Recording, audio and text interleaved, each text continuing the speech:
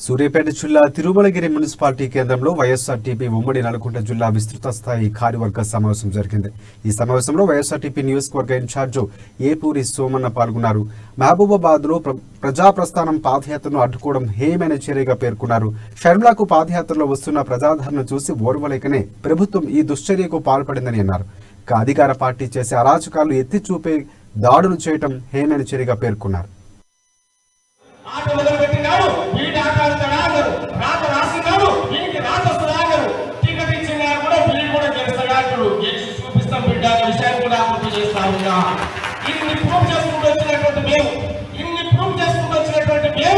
అనేక మంది ప్రజల ఆశీర్వాదంతో ఖచ్చితంగా ప్రజల మన్ననను పొందుతాం. ప్రజల ఆశీర్వాదంతో ఖచ్చితంగా ఈ ప్రాంతంలో పుట్టిన బిడ్డగా ఈ ప్రాంతానికి నాయకత్వం వచ్చేటువంటి అదృష్టం అవకాశంగా భావిస్తూ ఇవాళ ఎమ్మెల్యే అభ్యర్థి పదం గాయకుడినైన నన్ను నాయకుడిగా చేసిన చరిత్ర శర్మిలకు ఉందనే విషయాన్ని నేను గుర్తు చేస్తా ఉన్నా.